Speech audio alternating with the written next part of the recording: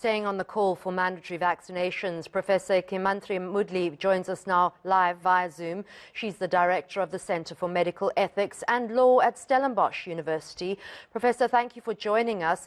Given the new variant, does it support the call enough for mandatory vaccinations? Good morning, Annika.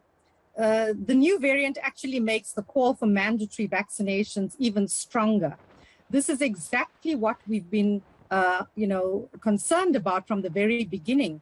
And since we started the discussions around mandatory vaccinations as far back as August of this year, the great fear behind the push for mandatory vaccinations was the development of more and more vicious variants.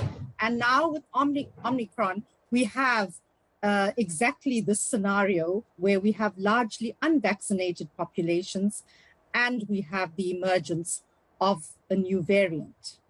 Am I right in that there are going to be probably more mutations? This was not unexpected, and it's going to be around for quite some time unless more and more people are vaccinated. Exactly. The more people we can get vaccinated, the more people we are protecting in society. So by taking a vaccine, we are not protecting only ourselves, but others as well. Because as things stand, it is the unvaccinated that are largely at risk. So a mandatory vaccine policy would significantly increase uptake by around 18 to 20%. We know our adult population is vaccinated around about 35% as things stand. And if we institute a mandatory vaccine policy as soon as possible, we could increase that rate by at least 18 to 20% in the weeks to come. So it is absolutely critical, and that these vaccine mandates need to apply to all indoor spaces, but also to all domestic flights, which currently are not requiring a vaccine certificate or a PCR test, yet carry a high risk in terms of transporting both domestic and international passengers. That makes total sense, and I'm actually surprised that we hadn't thought of that before.